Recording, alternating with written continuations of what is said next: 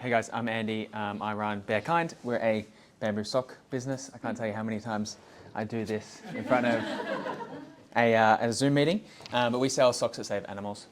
Started by my wife 7 years ago, Lucy. Obviously became a family business recently. And so yeah, we're actually about to go into toddler socks, which we're really excited about because we're expecting on the 30th of June, which is good. So excited to expand the business and the family. I guess that's kind of a good background. And your previous experience before you got into e-commerce, you were in? I was in banking. I basically did every type of banking, but I guess it just wasn't entrepreneurial enough for me. Kind of working at a big bank is, a great place to learn a lot of things, but you can't really change the world there, at least yourself. So that's kind of what we wanted to do with Bear Kind. And in the early stages of the brand, so you were founded in 2018, and at that time, a lot of direct-to-consumer brands were focused on selling purely through their own e-commerce. So what triggered your decision to move into wholesale and work with retail partners? So for us, it was basically, we kind of started the business with 4 products. We had plastic t-shirts, metal straws, recyclable totes, and bamboo socks, all kind of off the wall type of odd products, really. But the bamboo socks took off. So we kind of started our business through experimentation, whether we liked it or not. And that's really how we came across Faire. So we kind of chucked everything at the wall, waited to see what stuck, and working with Faire really did. And that's kind of how we went from 0 retailers to 1,000 in 2 years, which is just a ridiculous stat that a business of our size shouldn't have been able to do, but they just made it so easy. And so, you get your first, our average order value is £30. I'm hearing, yours is a bit different. But then you start to get £400, £800 orders, become really interesting for us to start to grow the business off. So just pushing that kind of open door. And then who were your kind of ideal partners when you first started? Did you have any? I'm just going to sound like I just experiment with everything. Not everything, but we basically everyone was like, go for your ICP, make sure you work out who's the exact right person you want to go for. And actually what ended up growing, we ended up getting about 400 podiatrists acquired within those 2 years that kind of drove most of the business. And we just kind of thought, well, they're probably not people that are selling socks at the moment. After we got our first initial sale, they're a service business. All service businesses want to do product, or product wants to do service, or kind of vice versa. And that's really how it worked out for us. And then, so it sounds quite overwhelming managing 1,000 partners. So what kind of gave you the mindset and the confidence to handle such a large amount? That was a thing. Everyone was, you're hiring an operations department, make sure you do it offshore, make it really cheap, and make it really easy. And that's where Faire just made it super easy. And there's a whole bunch of other B2B marketplaces, if anyone else is working with brands, Anchor Store, Creoweight, the like. But Faire took off for us in the UK. They were massively venture-backed, and they just made it super simple. So we didn't have really much at all operational overhead because everything just went Faire to Shopify to Sprint Logistics and just out the door. And so it was just super hands-off. The only time we'd really get involved was if we were trying to do some type of reorder and we didn't have something in stock, and when's it next in stock. That's basically it. And then, so working with a platform like that, it's not just about listing your products. There has to be an element of proactivity as well. So what kind of effort do you have to put in to get kind of wholesale sales and to get your stuff listed above others and get seen by those potential partners? Well, that was the thing. To begin with, it was super easy, but I imagine it's like all marketplaces. To begin with, if that's super easy, you can just list the products, you'll get sales. I imagine some marketplaces, and Faire probably was that to begin with. But now it's all about, I think it's probably just doing the unsexy things. So we do a lot of cold email marketing, which everyone obviously hates receiving, but does work for you go out to 1,000, you get 1 sale, but all I see is I got 1 sale. It doesn't matter how many thousand people I go out to. And Faire likes that as well because they're trying to grow retailers. And so for us, it's just thinking about what's going to work for them. So we do acquisition, I can't tell you how many people I've individually messaged just writing, hey, how are you going? It's been 60 days since you ordered. When's that next order? To just teach Faire and other marketplaces that we're a great business that you should be putting in front of other people. And that's kind of what worked. And when you say on the cold, are you messaging through the platform, or are you finding the companies that may be using them and then finding ways to get in touch with them in that way? You know how people are they're a stalker on social media? I'm a stalker on Google Maps, and just like going nuts, just looking through. The other day we were working with a brand that does what's the best way to put it? Like basically sodas, and they're like, well, how are you going to find people that have fridges? I don't know. I'm sure every cafe will have a fridge, and so we just did that, and we got 200. We just do that every month on the month, and that's like pretty much all you need to do to be in the top 1% of brands on a place like Faire.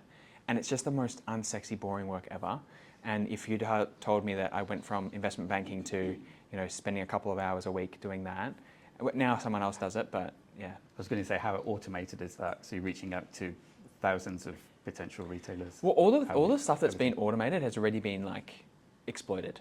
If it's possible to scrape it, someone scraped it and put it through a system. And so your quality of leads is not going to be there. So you actually do need someone to just read over. And then it's just so bad if it goes wrong. Like I've heard a couple brands just get barred from, being on a platform because they emailed spam@businessname.com. Why would you ever do that? That's probably a stupid example, but. And then when you are working with these partners, what kind of support do you have to provide to them to kind of increase, I suppose, to help them merchandise the product as well? Because they've got your product in their store, but what efforts can you make as a brand to kind of make sure that they sell through? I probably should explain, guys, as well. So we've got Bearkind, the bamboo stocks company, but then we also started a YouTube channel called Candid Founders, where we give you a candid view of a growing business. Please like, subscribe, follow for more. I've said that a whole bunch.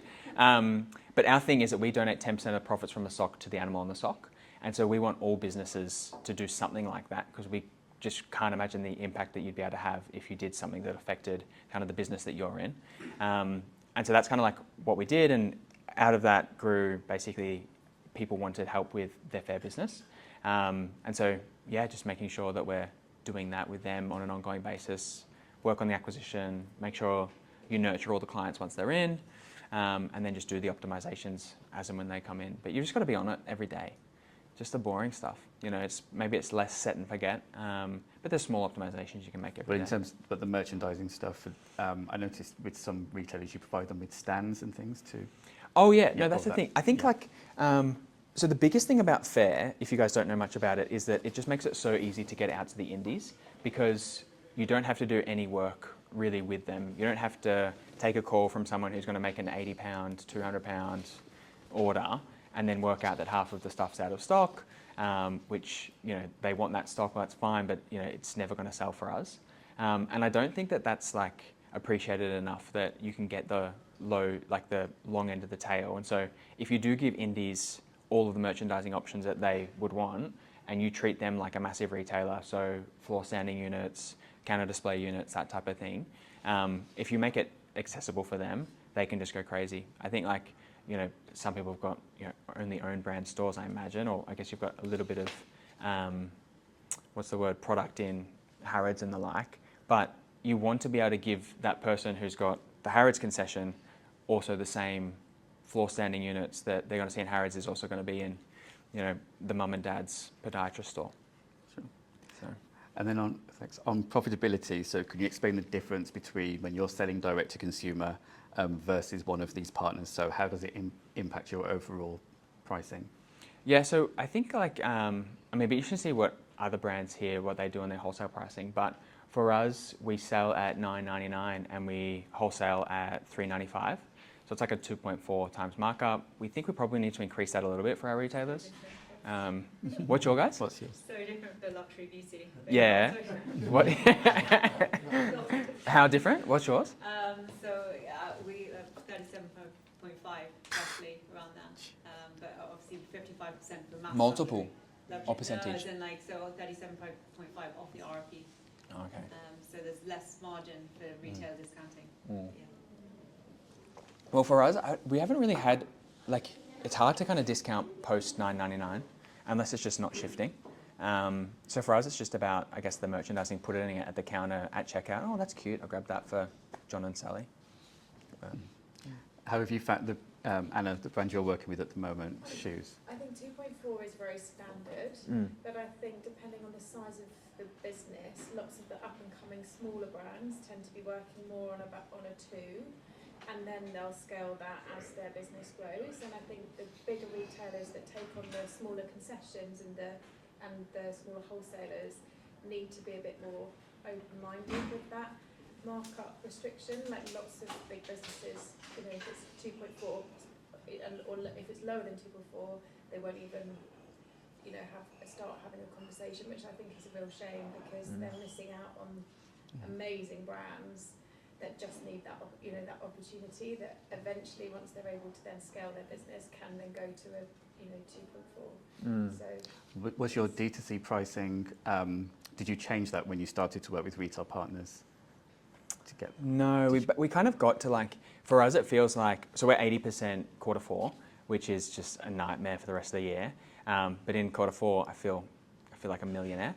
And so it was just about kind of getting to that £10 kind of gift limit, where it's just an easy gift, keep conversion rate high, average order value we need to improve, but you know, you get relatively cheap traffic, they come in and it's just a simple purchase. Here's 5 socks for your family, you're done. That's kind of like our positioning at the moment from a pricing perspective. Some of our competitors go much higher and worse quality sock. Of course, I'd say that. But like as a sock expert, they have reduced it. So I need to change it probably, but I haven't yet. Adam?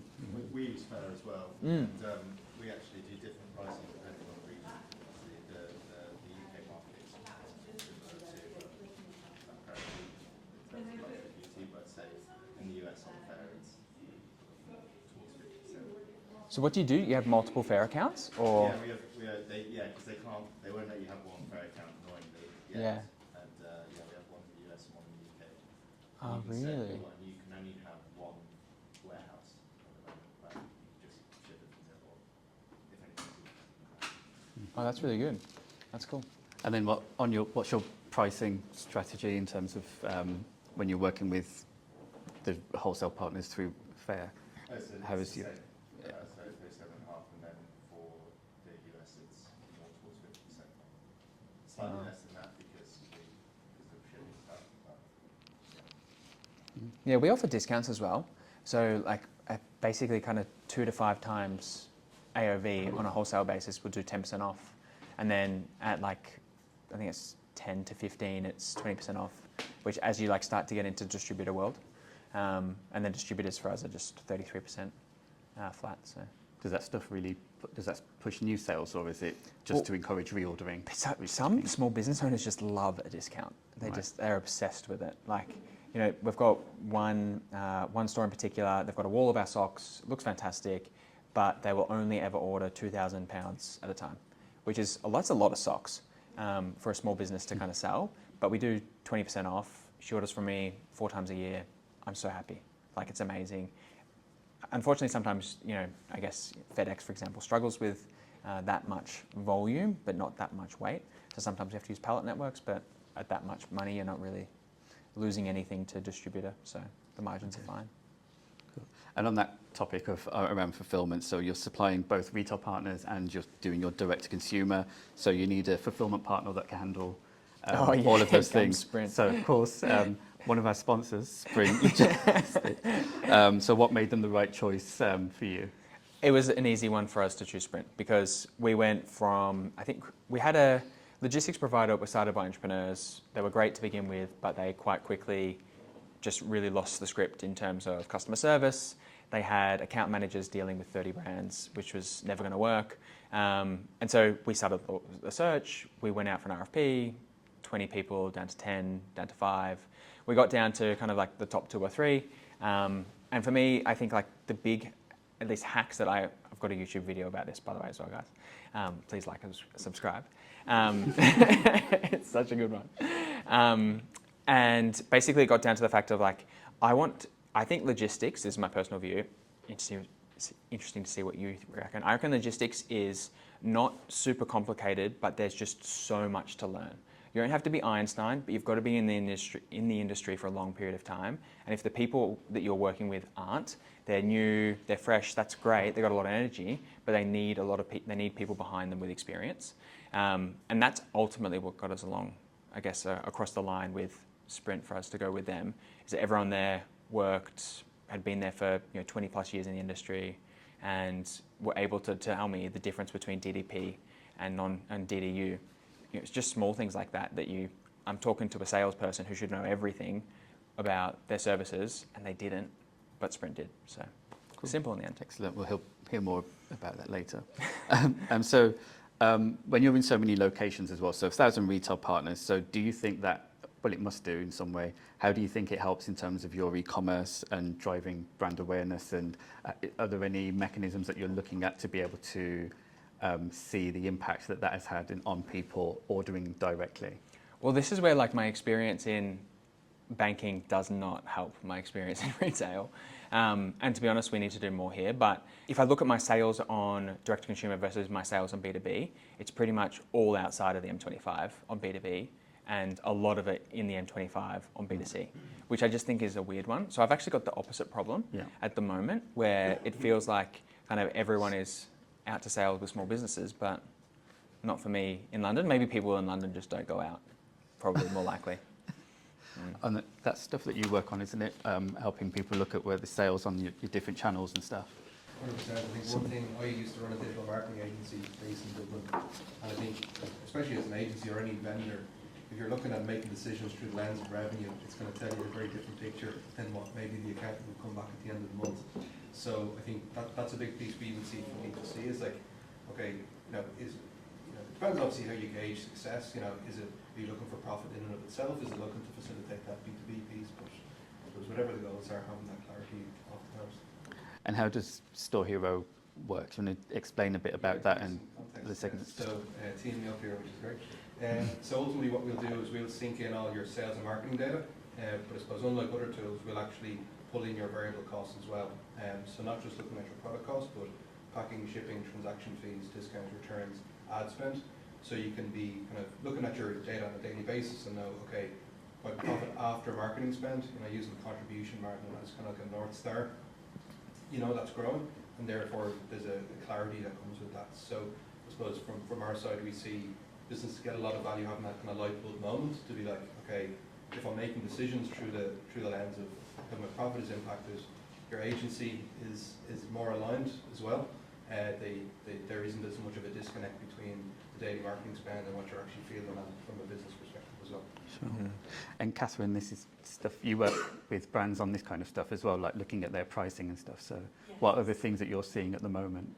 I think this is interesting what you were saying about you're seeing a disconnect between the stores. So where you're seeing people buying from compared to your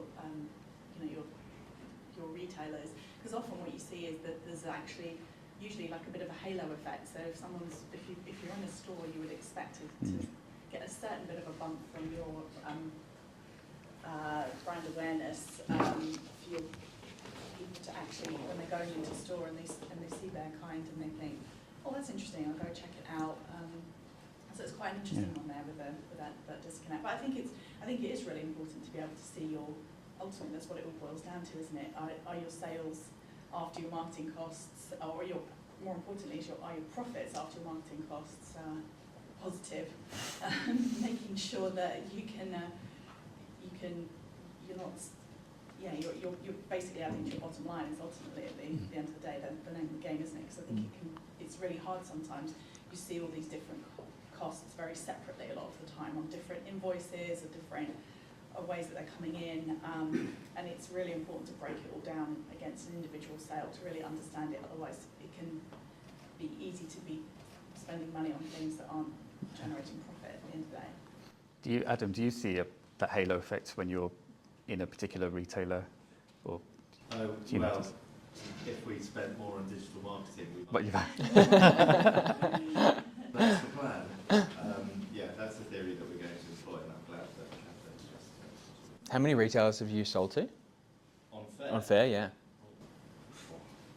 I don't know. We get about 3 or 4 a month, and we've been doing it for a few years. But it's more the US than the UK. But it just sorts itself out. It's brilliant. We don't do anything, and actually, what you were saying just before is interesting, and I'm certainly going to get my team to work on it the way that you have. The problem with us is we're quite nitpicky about who we sell to, so we vet everyone. Yeah, I vet no one. Seriously. Yeah. We're here to save animals. Yeah, that's kind of our thing. So if you buy, save animals. But you have different categories as well, because it's not Very just different like category, yeah. independent fashion stores. You've also got like podiatrists, you were saying, and gift shops. So it's a lot more. It's a lot broader. And fraudsters. Fraudster. Well, you know, people that use B2B platforms to buy B2C. But I just, like, if you do that, that's great. But I will hound you to the end of the earth to get a review. And a 5-star review. You know, why not? It teaches the algorithm that you're going to get money. James. 2 questions, if it's all right. First, what's the best-selling sock and animal? What's your guess? Panda. You'd think something like that. Orangutan, we just had a great ad. You know, like you've got great creative, but we just took the photo of a sock on the floor, and that's now got like a couple thousand shares, 10,000 likes, 10,000 comments. Some people are like, "Oh, you hate orangutans," and I engage in fights with them because that adds social proof. Oh. Like, it's so good. People, Andrew. it's come on. How can I build a business literally to save animals. 35 plus different charities that we donate to. So much work goes into that. And this guy has the cheek to say, you don't actually save animals. Oh, all right. Well, let's see. So, yeah, orangutans. Is there a lot of volume going in, like a few animals or something like that? Who was that? Extreme. I was saying to Yusuf before, but like, we've got 5 ads. Every year for the past 3 years, it's been the exact same situation. The orangutan ad has the highest ROAS, all spend goes to that. Then the puffins, then the hedgehogs. This year we added capybaras. They went like crazy. But it's always like that. And it just kind of goes down. And then obviously you get sailing. You sell a whole bunch of other SKUs alongside it. But those kind of like a couple hero SKUs, we've got 150 designs, 400 SKUs. They drive, I should know that number, but it'd probably be close to like 20% of sales on 5 SKUs. Nice. Yeah. I've never come across Faire before, so I haven't used it. Does it facilitate digital marketplaces as well as physical? And then what does it look like in terms of ops, compliance, like you said, it's easy, like what's required? It's basically like, essentially you list your products, say you take your Shopify, which I know you guys were Shopify before, that all lists onto Faire. You obviously can change it, product titles, descriptions if you want, you don't have to, but it works like an Amazon, but for B2B businesses. They will go on, they have to get approved and vetted, they get 60-day terms, which is amazing for them. I get guaranteed payment, which is amazing for me. I've had no delinquencies and I've had 1,000 plus retailers that I work with. And I started manual selling a couple of years ago. At one point we had like 20 sales, 2 of them had been delinquent. And I was just, this is such a hassle. We just slowed it down. And so yeah, sale come through Shopify and then it's pumped out through 3PL with Sprint, but it's just so easy. You know, I've got to put. Maybe the hardest thing is I needed to put a HS code on a product. I didn't know what a HS code was before. Yeah. Like, yeah, really good. You guys should have done it with Rapid Newey. Yeah, we should have. Yeah. Any questions? Yeah. When you're talking about cost, do you look at the packaging for your socks? Because the difference between sending it on a transport parcel, small parcel, and a large letter is significant at a Massive. RRP, especially if you're to end consumer. Is that part of the design process? Yeah, absolutely. We've got we send like 4 socks or less, large letter, untracked 48, just because we're so margin sensitive.